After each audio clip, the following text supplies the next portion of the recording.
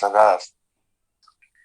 Eh, Vamos a exponer a continuación un procedimiento para resolver las ecuaciones, unas ecuaciones anteriores que eran en física 2 llevamos lo que era la ley de gravitación y la ley de Coulomb, que estaban basadas en la distancia radial. En este caso vamos a usar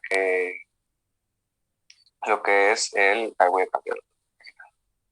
Como pueden ver, aquí dos diagramas, una de fuerza central y otro donde muestra lo que es la órbita.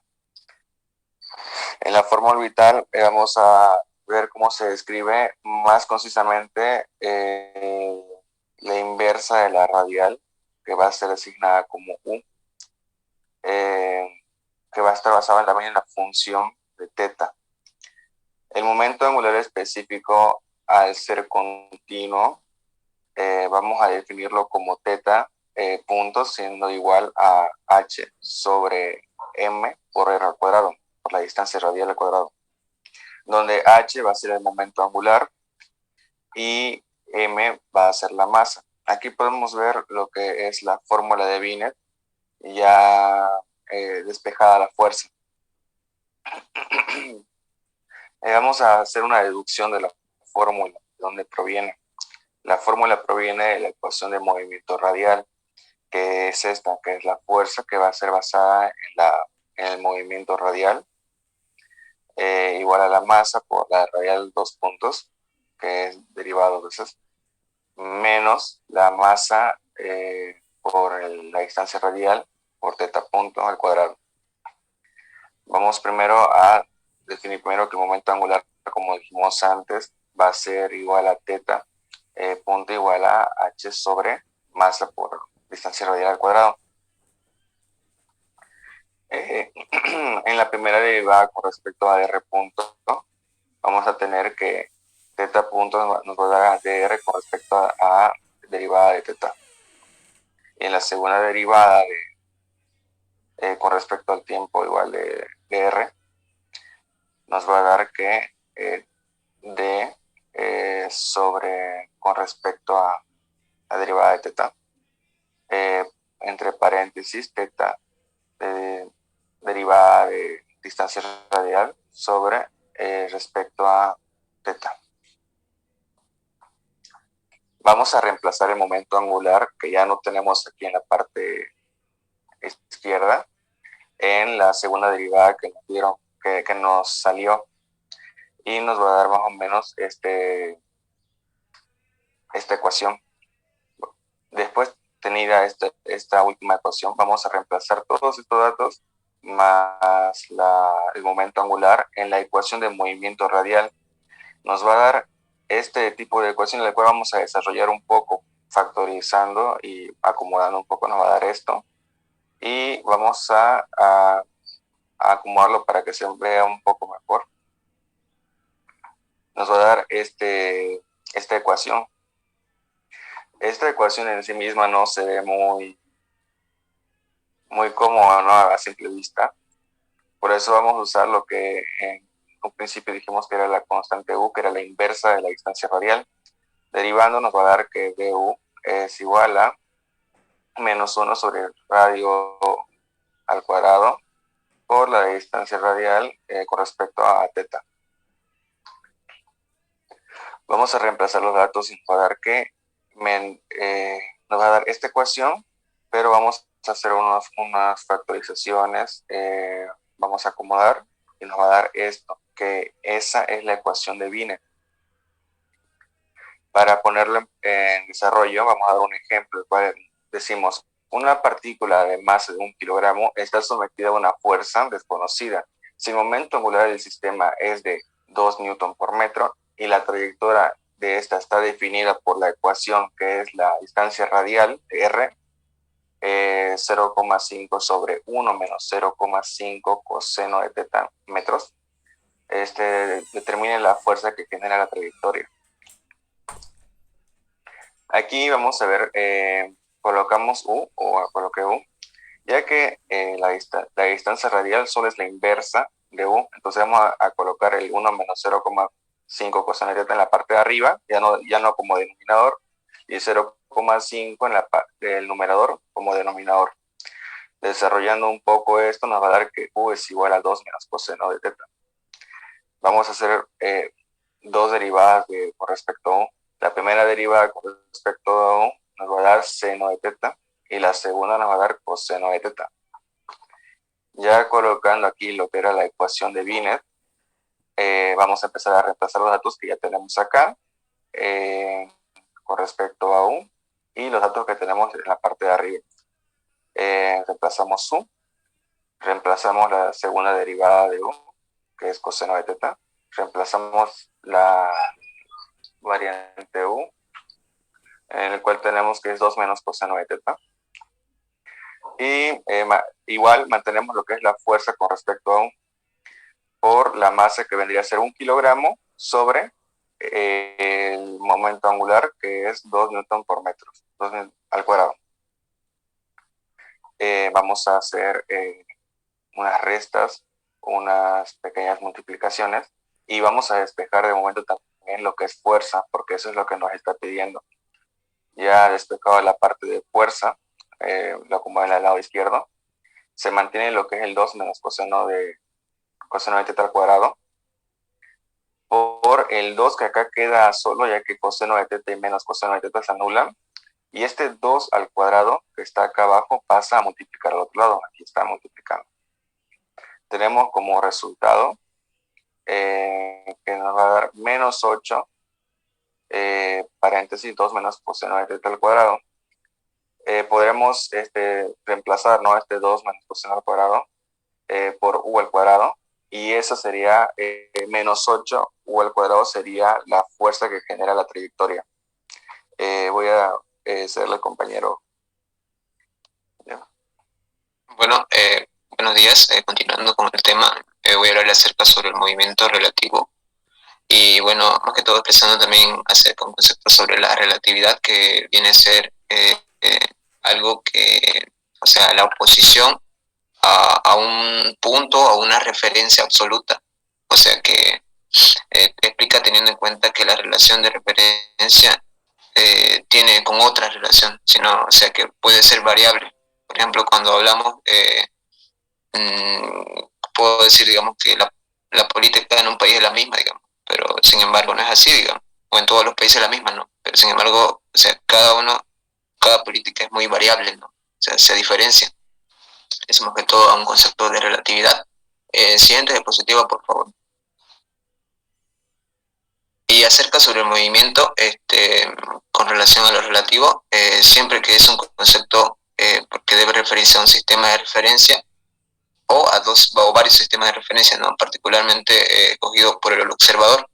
En este caso vemos ahí en el dibujo, en la animación, que la persona, o sea, está caminando frecuentemente y está escogiendo varios, o sea, está a la vez viendo varios puntos de referencia, ¿no?, con respecto al auto, ¿no? Que el observador va a ser el que tenga, pueda escoger, ¿no?, ese sistema de referencia al que puede observar, ¿no? Siguiente diapositiva. Aquí vamos a entender un poquito más lo que es el movimiento relativo. Cuando hablamos de movimiento relativo, como le dije anteriormente, hablamos también de un sistema de referencia. Y en este caso, en este ejemplo, vamos a utilizar dos observadores que mediante a su punto de referencia pueden observar distintas cosas, ¿no? En el caso del inciso A, como ven en la parte izquierda, pueden ver al tren, que yo como observador estoy viendo que el tren se está en un movimiento, ¿no? En un movimiento fijo, ¿no? No tiene ninguna aceleración. Y en el inciso B podemos ver que entre las dos personas, ellos en su entorno parecieran que no están en movimiento, ¿no? O sea, que ellos no se están moviendo, ¿no? Sino que el paisaje a su alrededor está en movimiento. O sea que el movimiento va a depender mucho del sistema de referencia en el cual yo me encuentre posicionado, ¿no? En este caso, como observador fuera del tren, y en el inciso B como observador dentro del tren. Eso sería todo. continuando con la exposición de mi compañero.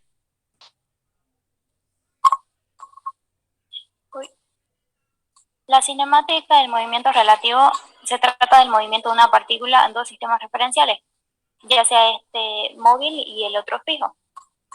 Siguiente. Podemos tomar, por ejemplo, que nosotros vamos en un auto que va lentamente y otro auto nos pasa, ¿no?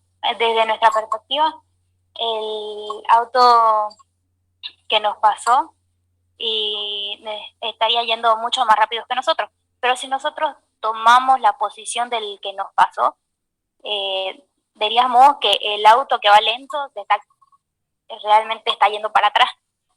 Entonces aquí podemos concluir que la velocidad de un cuerpo en movimiento obtiene diferentes resultados, ¿no? Como mencionó mi compañero, de acuerdo a la posición en la que yo me encuentre. La velocidad que un observador determinado percibe es la velocidad relativa a él o simplemente velocidad relativa. Siguiente, por favor. Aquí podemos verlo ya con un sistema de coordenadas fijo y el otro móvil.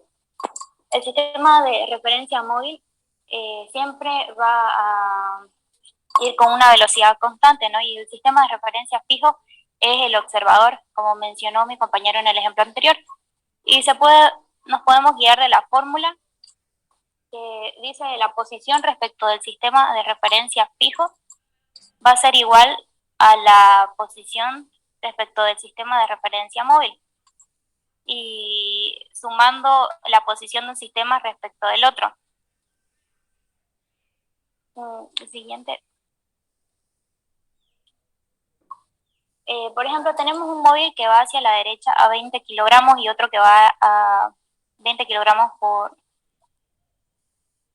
20 kilómetros por hora y otro que va a 20 kilómetros hacia la izquierda y el otro a la derecha.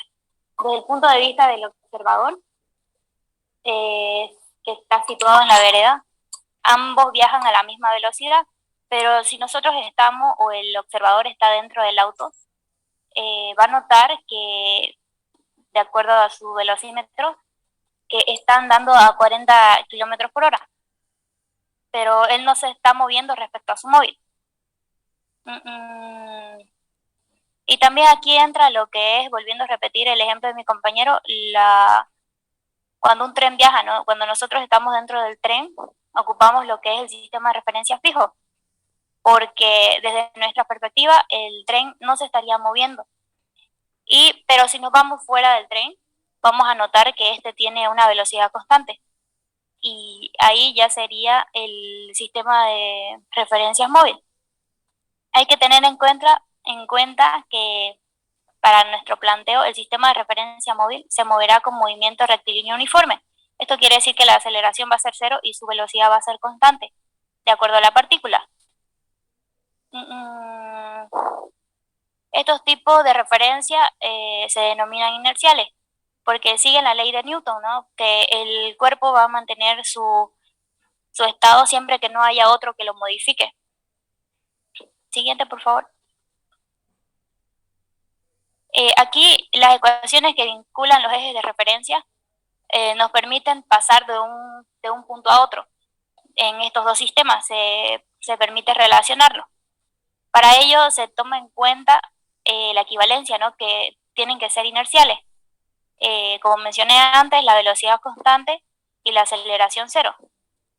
Y también tenemos como otra consideración que podemos considerar que un eje se mueve y el otro está quieto. Por ejemplo, la Tierra que viaja en el espacio. O al revés, considerar que la Tierra está fija, digo que el sistema del universo está móvil y la Tierra fija, o viceversa.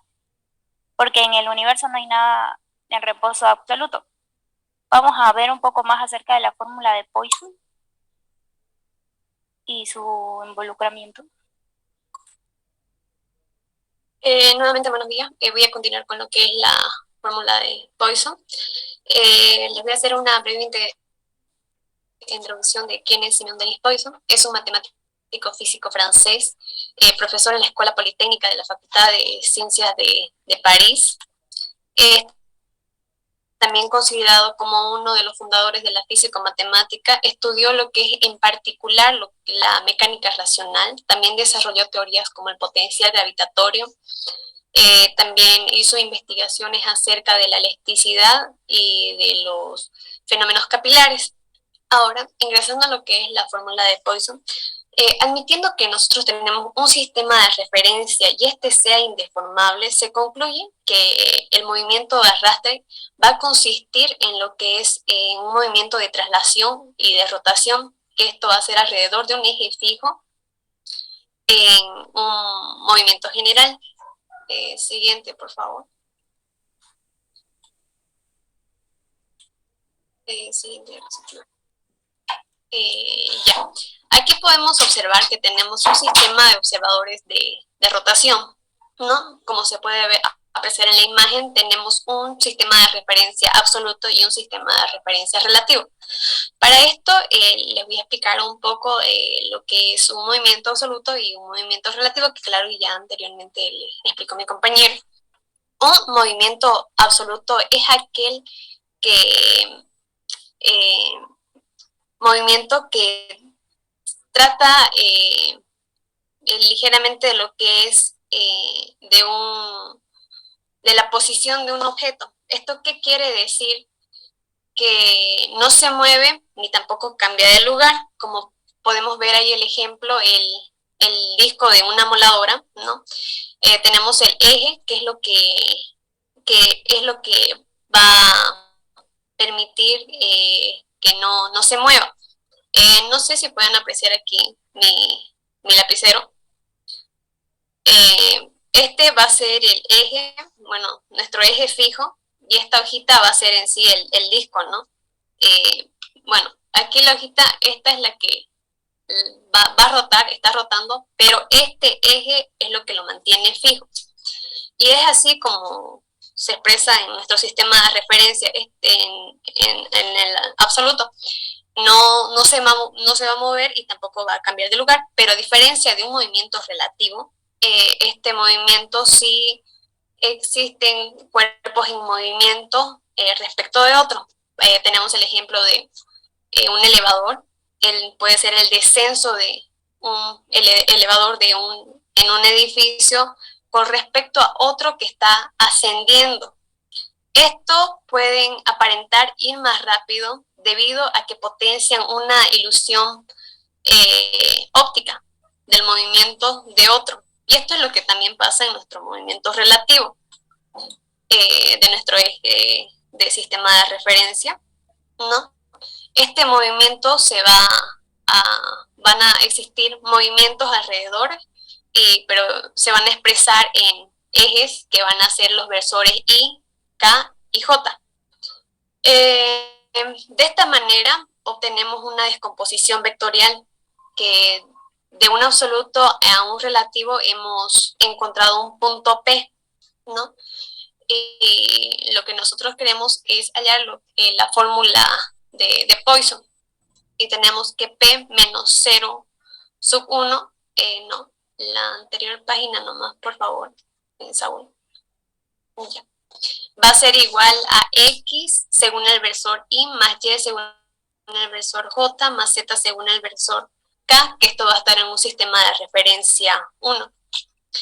Como pueden apreciar, también esas flechitas que están en los versores están medidos en magnitudes vectoriales, es decir, que estos no precisan un subíndice.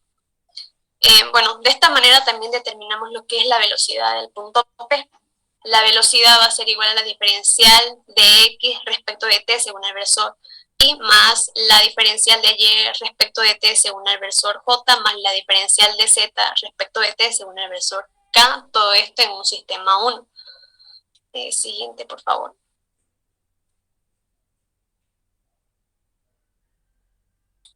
Ya. Aquí podemos analizar nuestro sistema de referencia y llegamos que 0 sub 1 va a ser nuestro eje que está rotando en función a lo que es el omega de la terna. ¿no? Y esta flechita que tenemos I va a ser nuestro cuerpo rígido, ¿no? Y también el punto M va a ser nuestro punto de interés para poder descomponer y llegar a la fórmula de Poisson. Y de esta manera determinamos que el versor va a ser igual al punto de interés menos el eje que está rotando. De esta manera obtenemos la velocidad del punto M o la velocidad del punto P, que va a ser igual a respecto de la terna o también respecto en función del tiempo, digo, la omega respecto en función del tiempo, multiplicado vectorialmente por M, que es el punto de interés, menos 0 sub 1, ¿no? Acá podemos llegar a la conclusión de que la velocidad en el punto P va a ser igual a la diferencial del versor I respecto de T. Y llegamos a la conclusión de que la diferencial de versor I respecto de T en un sistema 1 va a ser igual al omega de la terna vectorialmente con el versor I. Y esto se va a aplicar para los siguientes versores, que va a ser J y K, y de esta manera llegamos a las tres igualdades de la fórmula de Poisson. Estas fórmulas de Poisson se aplican solamente si los versores están rotando. Siguiente va a explicar mi compañera Yulisa. Bueno, voy a seguir con el tema. Buenos días, ingeniero. Buenos días, compañero. Voy a explicar un poco del teorema de Coriolis. El teorema de Coriolis o el efecto de Coriolis fue por el científico francés Gustave Gaspard Coriolis en 1836.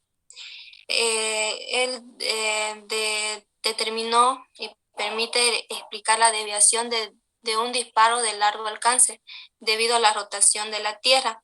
Como podemos ver aquí en la imagen, tenemos que la Tierra rota en sentido de acuerdo del hemisferio norte y el hemisferio sur. En el hemisferio norte rota hacia la derecha y en el hemisferio sur rota hacia la izquierda. Siguiente. Aquí voy a explicar un poco de la fuerza de Coriolis. La fuerza de Coriolis es una desviación de objetos que podemos considerar por culpa de la fuerza llamada Coriolis. La fuerza es muy simple de explicar. Es una fuerza que ocurre en el espacio de objeto que está en movimiento con respecto a la Tierra. Como vemos en la imagen, tenemos un ejemplo ahí que, pongámosle que fue lanzado un cañón desde Ecuador hacia el lado del norte. Como vemos aquí en el videito en el que tenemos, el cañón fue lanzado en línea recta, pero como vemos la Tierra se mueve en forma rotatoria, es donde ahí vemos que, o sea, no va recto, hace una curva, aunque nosotros lo hayamos lanzado recto, en una línea recta. Ahí vemos el efecto de Coriolis. El siguiente. El efecto de Coriolis es una desviación o curvatura aparentemente producida por objetos, como puede ser, por ejemplo, los aviones, vientos, corrientes oceánicas, misiles. O sea, con eso podemos tener un ejemplo que los objetos van a la superficie o al movimiento rotatorio de la Tierra. Como podemos ver aquí en el efecto de Coriolis, aquí en la imagen, tenemos dos ejemplos donde la Tierra no gira y la Tierra con rotación. Aquí vemos que un objeto se desplaza por el aire desde el punto X hasta el punto A en línea recta. Si observamos aquí en el punto A, está situado el punto rosa. Verá la trayectoria en línea recta. Si la Tierra no girase sobre su eje, no iría recto, haría una curvatura, como tenemos el ejemplo de al lado. La persona que está mirando aquí donde la Tierra no gira, la verá recta. O sea, el proyectil o lo que nosotros hemos tirado, y como la Tierra no gira, va a ir recta. Y acá en la locación de donde la Tierra con rotación lanzamos el objeto en una forma en una línea recta. Cuando lanzamos el objeto en línea recta, como la Tierra gira, o sea, se va a ir al lado que nosotros tiramos al hemisferio norte o al hemisferio sur, ya que aquí en el caso que lanzamos al hemisferio norte, se va hacia la derecha, hace una curvatura hacia la derecha. Y como vemos el observador, por decir, estos puntos rosaditos son el observador, donde el observador en la rotación no ve del mismo punto donde él no se gira. En diferentes puntos puede ver la curvatura que se hizo cuando se lanzó en línea recta el objeto. La siguiente. Aquí vamos a hablar de la aceleración absoluta del punto P.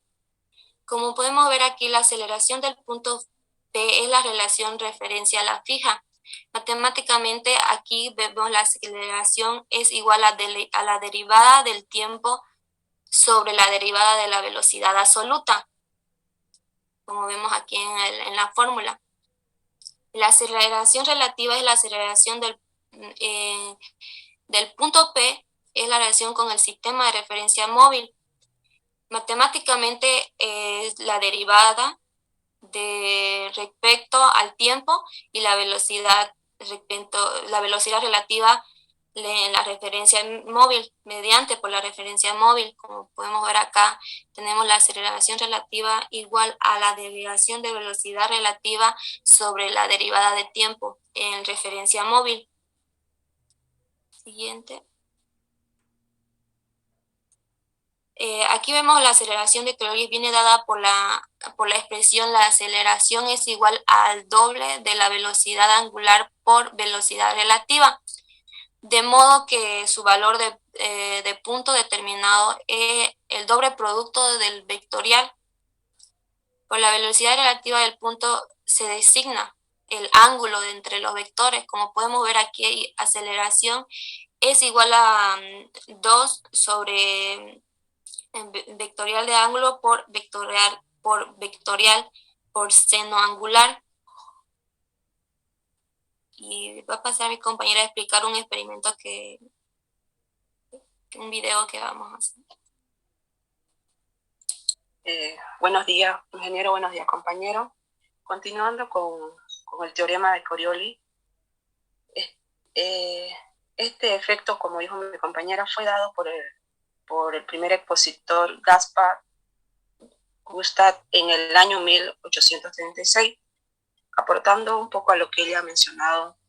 Este efecto de Coriolis nos dice que un objeto que se mueve sobre los meridianos de un cuerpo en rotación tenderá a desviarse, como dice, hacia el este si va hacia los polos y al oeste si va hacia el ecuador.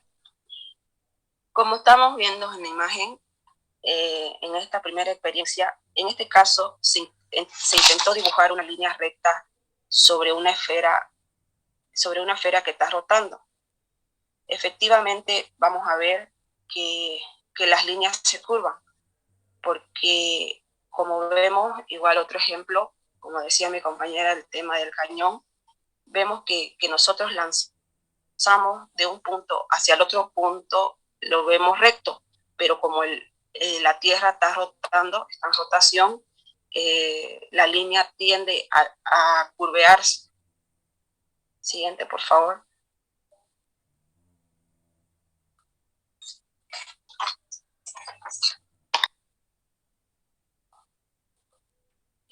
Ahí como vemos un pequeño video, en esta experiencia hay dos personas, uno frente de otro, ambas con pistola de agua para intentar darse mientras rotan, como estamos viendo.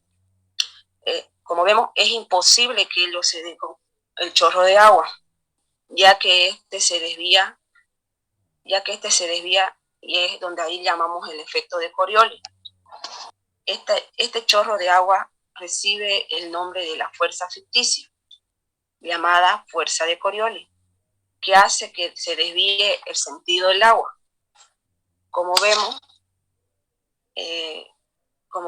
ellos están rotando y ellos no se pueden dar porque un chorro de agua se va para la derecha y el otro se va para la izquierda. Gracias, ingeniero. Es todo.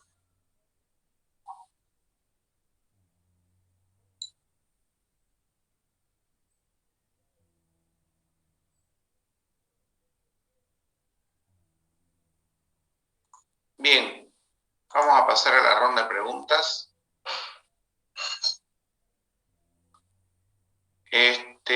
Cosío Alcázar, dígame un número del 1 al... Un segundito. Del 1 al 112.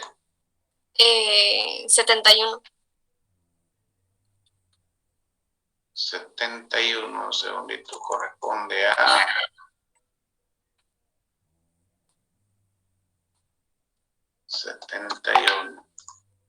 Corresponde a... Ortiz Saucedo Leonardo, ¿está? Sí, aquí estoy, ingeniero. Pregúntele, por favor, a Cosío Alcázar.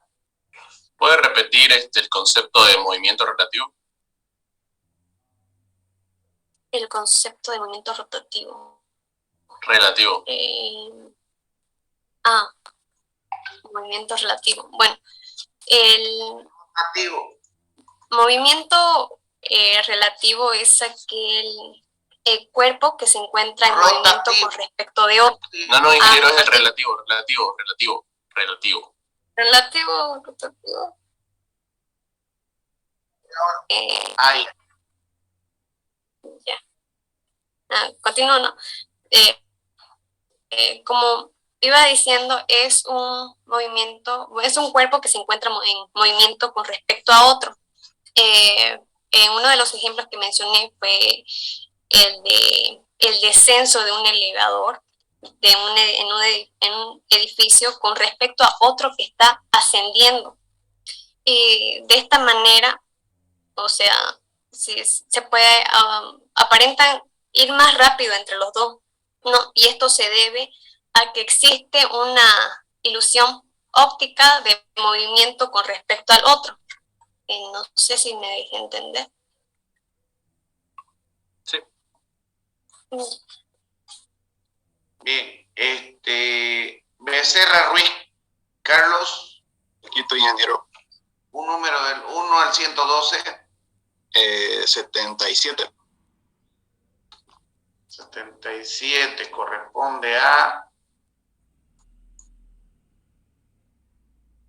¿Está Pedrazas Cortés, Juan Gabriel? Sí, ingeniero. Pregúntele, por favor, a Becerra. Ya. Explicar sobre el sistema fijo con un sistema móvil y dar un ejemplo. Por ejemplo, si tenemos un sistema fijo, esto nos dice que su movimiento es cero, ¿no? Es un sistema que está en reposo, y movimiento móvil es uno que está en algún movimiento o requiere alguna aceleración o velocidad. Algún ejemplo podría ser, por ejemplo, si vos estás parado en una vereda y vos serías el sistema fijo, ¿no? Y ves pasar un auto, una camioneta o cualquier cosa, ese sería un sistema móvil que vos estás viendo, que según tu referencia vos estás en reposo, ¿no? Pero él está pasando a tu lado, ¿no? Está moviéndose, entonces sería un sistema móvil. Eso sería. Perfecto. ¿Está Aima Capas José Gustavo? Sí, ingeniero, buenos días. Un número del 1 al 112. 21. 21 corresponde a... Voy a revisar si anteriormente no hizo alguna pregunta.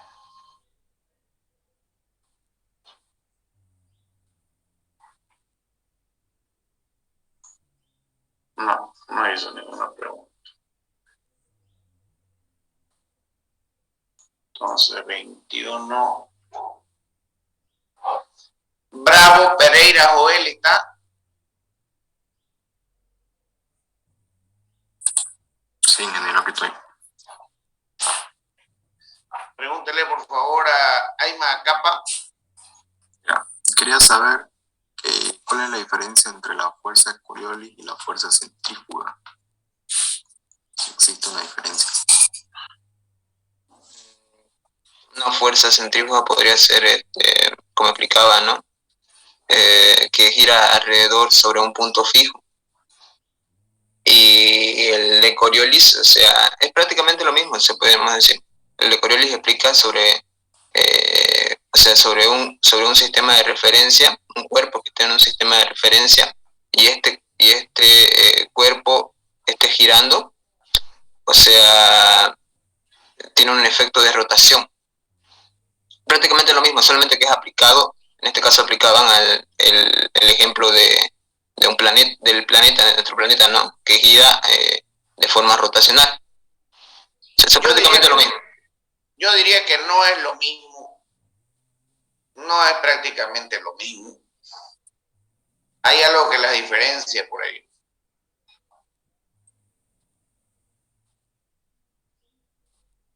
Podría ser también la aceleración también, variar un poco, si no me equivoco. Ya la pregunta era el efecto de Coriolis con la fuerza centrípeta o centrífuga. Centrífuga. Fuerza centrífuga. Defina primero qué es la fuerza centrífuga.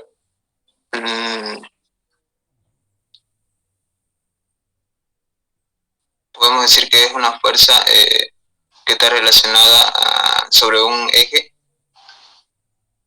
de rotación.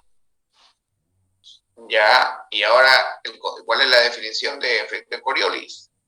Es un efecto que está sobre, o sea, un cuerpo que está sobre un sistema de referencia, y a la vez este cuerpo está en un efecto de rotación. Ya. Entonces, o sea, aparentemente serían la misma cosa, pero no estamos hablando de lo mismo, ¿correcto? Sí, prácticamente sí, a mi entender varía un poco, podríamos decirse. Pero más que todo el efecto de Coriolis habla sobre un ejemplo. Ya, la fuerza centrífuga es un movimiento, es una fuerza que tiende a expulsar al punto material debido a un movimiento giratorio, ¿no es cierto? Esa es la fuerza centrífuga. Sí. Y el efecto Coriolis es un efecto, también se lo explica con un ejemplo de que cuando el movimiento de la Tierra, por ejemplo, tiene un movimiento parabólico, pero no es ese movimiento parabólico, si lo vemos desde el punto de referencia, desde dentro de la Tierra parecería horizontal, ¿no es cierto? Pero sí, al moverse la Tierra tiene un efecto parabólico que tiende a un movimiento parabólico circular. Entonces no es lo mismo, porque la fuerza centrífuga es la acción debido al movimiento giratorio, es la acción que me hace expulsar el cuerpo, mientras que el efecto Coriolis, por ejemplo, cuando lanzamos una bala, es otro ejemplo. Uno lanza una bala y una persona que no sabe ve la bala que va recta, pero sin embargo la bala tiene un movimiento parabólico, ¿no es cierto? Un movimiento curvilíneo. Entonces no es lo mismo fuerza centrífuga que el movimiento efecto de Coriolis. ¿Estamos de acuerdo? ¿Se entiende lo que trato de decirles, no? La fuerza centrífuga es la fuerza, es la acción que me expulsa un movimiento hacia afuera por el efecto del movimiento giratorio, movimiento rotatorio. mientras que el efecto Coriolis es prácticamente el movimiento curvilíneo que hace un cuerpo por el efecto de gravedad que hay en la Tierra. ¿Se entiende? Sí, ingeniero. Entonces, resumiendo lo que dije, ¿son prácticamente lo mismo? No. Varían.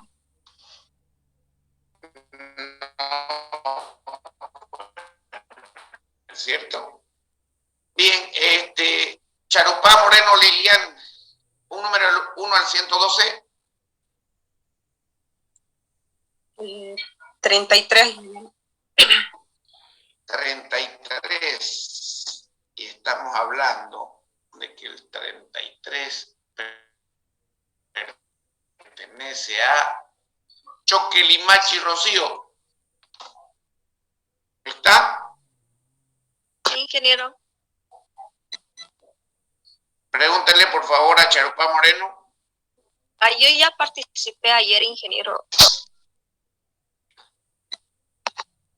Igual hice una cierto. Cierto. Bien, gracias por la honestidad. Hay que darle chance a sus compañeros también. Entonces vamos con el 34. Colque Lucas Edwin. ¿Está?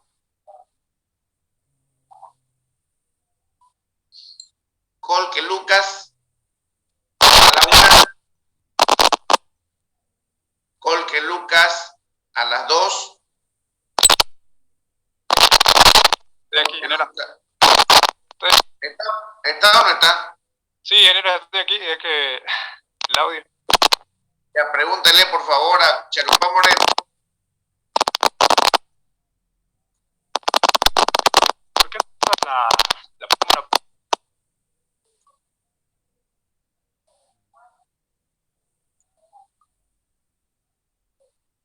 ¿Por qué?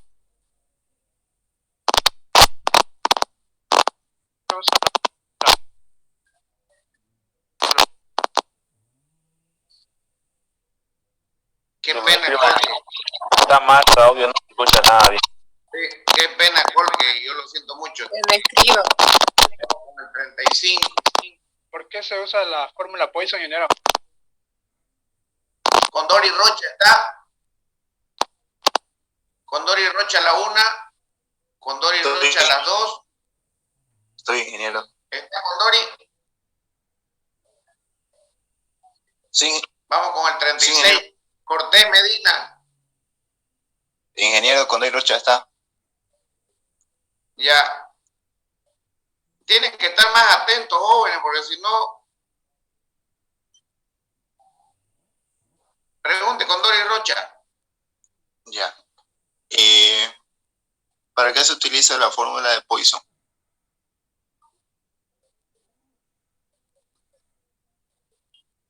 La fórmula de Poisson.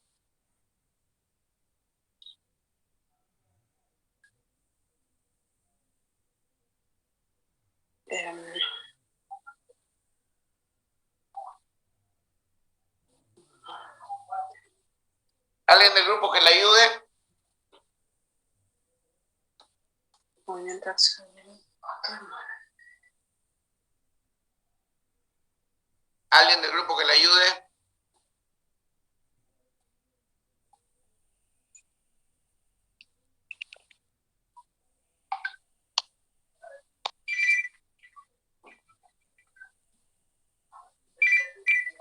¿Nadie? Yo, ingeniero.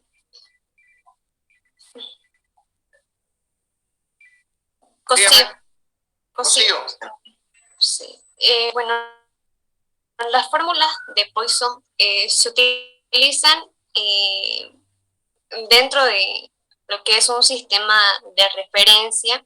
En estos sistemas de referencia van a existir vectores que están rotando, ¿no? En función a lo que es a las velocidades angulares y también a las velocidades respecto a un punto.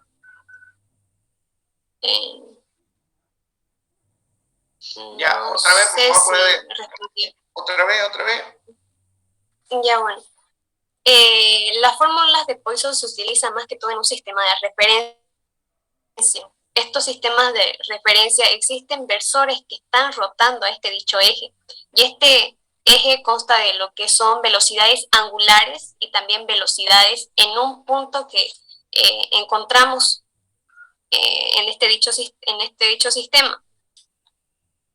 Así es. Está bien.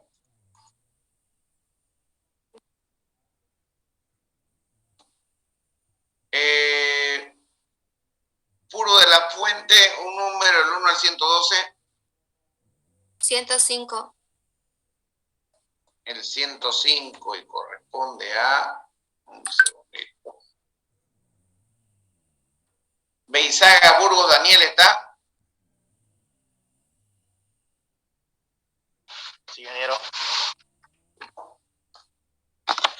Pregúntale, por favor, a Puro de la Fuente. ¿En qué consiste la órbita?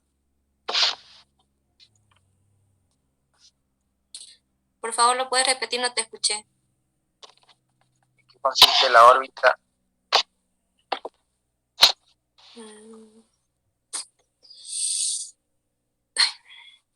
No lo sé. Perdón, tu pregunta está mal formulada, Beizaga. ¿En qué consiste la órbita? No creo que esté bien. Hola. Creo que se refiere a qué es la órbita o algo así. Yo creo que también, pienso que qué es la órbita. Explíquele qué es la órbita. No sabría decirle, ingeniero, no me acuerdo ahorita. Mejor es que no. ¿Alguien del grupo?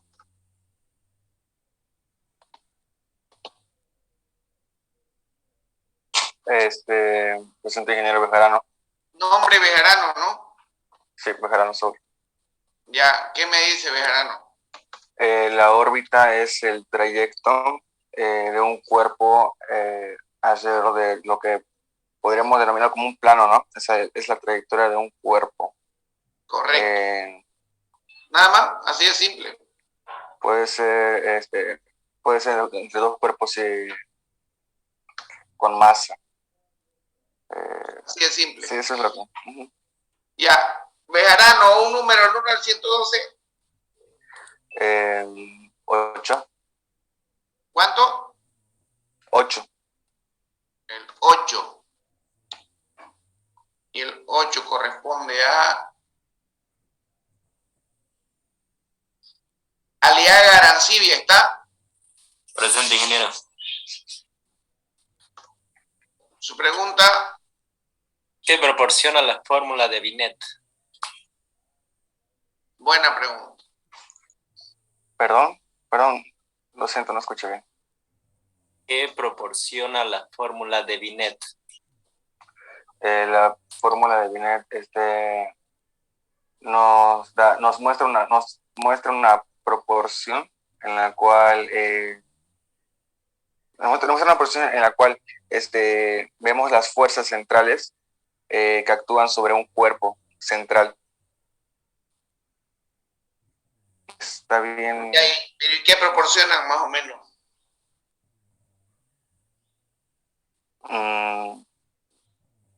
Es que yo ya expuse esa parte, ingeniero, y al principio se proporciona las fuerzas que ejercen un cuerpo sobre otras rotatorias sobre una trayectoria que podemos representarlas en un plano de coordenadas. Eso es lo que decía, lo que expuse. Proporcionan las fuerzas que hacen que un cuerpo se mueva de manera curvilínea. O sea, las fórmulas de Binet lo que hacen es definir prácticamente el movimiento curvilíneo de un cuerpo y no necesariamente un movimiento circular. Hay diferencia entre un movimiento circular y un movimiento curvilíneo, ¿no es cierto?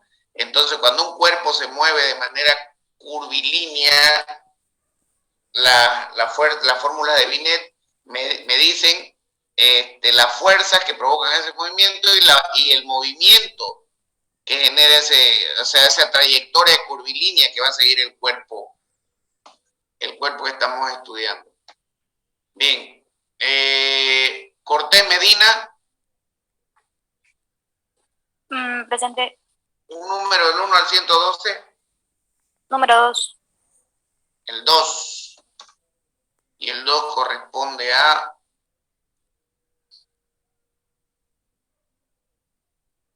Ardaya Camacho, ¿está? A la 1. Ardaya Camacho a las 2. Ardaya Camacho a las 3. León Terrazas, ¿está?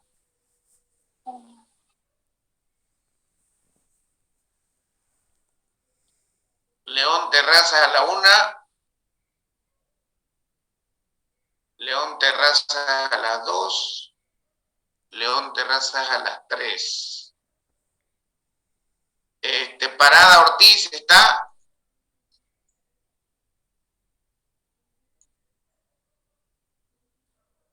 Hoy día no vino nadie, me parece, ¿no?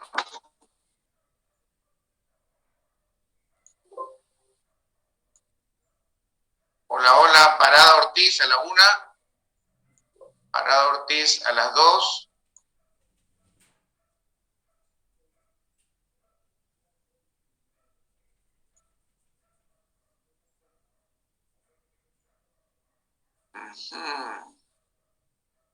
Y Parada Ortiz a las 3. Después no se quejen cuando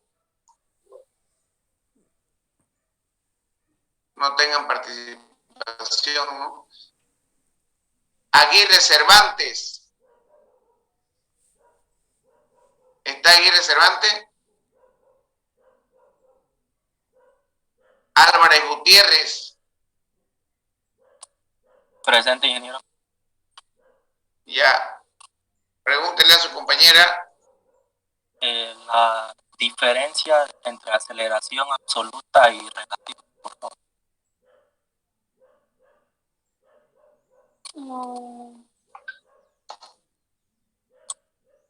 La aceleración. Aceleración absoluta y relativa, la diferencia. Aceleración absoluta y relativa. La aceleración absoluta no es algo definido que no depende de nada, y la aceleración relativa es dependiente de otra. ¿Puede ser un poquito más específica, por favor?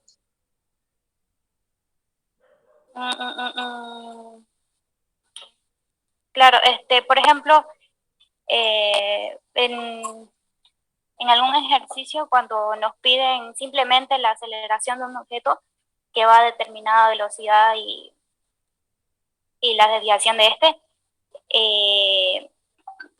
nos piden calcular simplemente la aceleración. Esa sería una aceleración completa que no dependiera de nada, porque es lo único que nos pide. En cambio, la aceleración relativa es como si nos dijera calcular la aceleración si el cuerpo se encuentra bajo estas condiciones y le afectan otras condiciones. No sé si me explico bien. ¿Alguno de sus compañeros por ahí que le pueda dar una manito? Sí, por favor.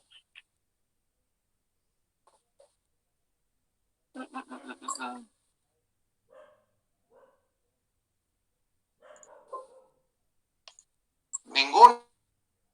¿Podríamos relacionarlo? Ayma, ingeniero, más o menos. ¿Nombre? Ayma. Ayma.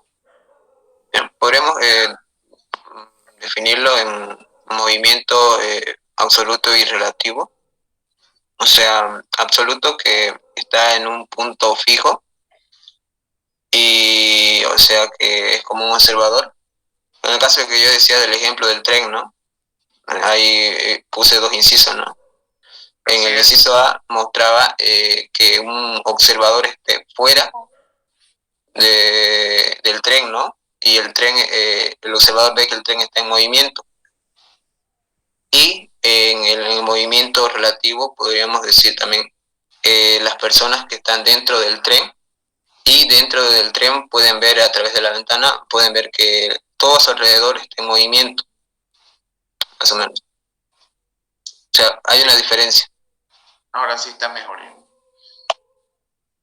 Bien, jóvenes, les voy a compartir la planilla que hemos visto el día de hoy.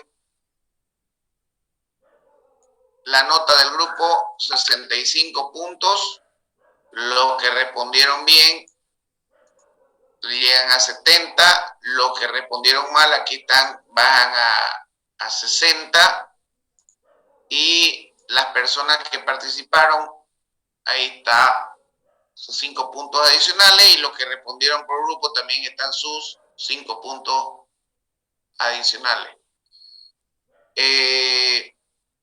El siguiente grupo es el grupo Los Racionalistas, que van a exponer el siguiente día martes. Y veamos un ratito, Los Racionalistas, y el jueves los Politécnicos. Quiere decir que nuestro primer parcial, Los Racionalistas, sería el martes 31 de mayo. Sería nuestro primer parcial. 31/05/2022.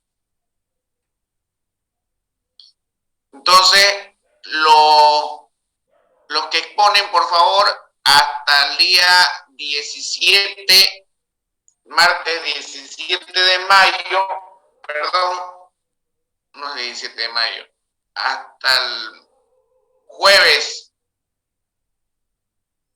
26 de mayo, hasta el martes 24 de mayo tienen que tener el cuestionario listo de todos los grupos.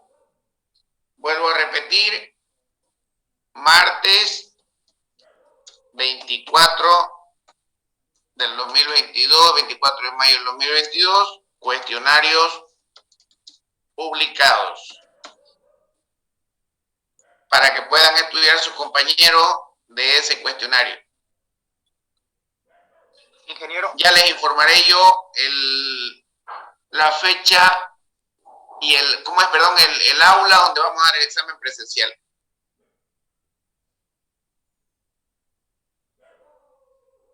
Bien, jóvenes, estudien y que tengan un excelente fin de semana. Ingeniero, una pregunta. Dígame. Referente a los 5 ejercicios de cada tema que nos dijo que hagamos, ¿eso qué fecha lo vamos a presentar? ¿Es el día del examen también? Al finalizar todo. Ah, ya, ok. Gracias. Bien, nos vemos, jóvenes, el día martes. Que tengan un buen fin de semana.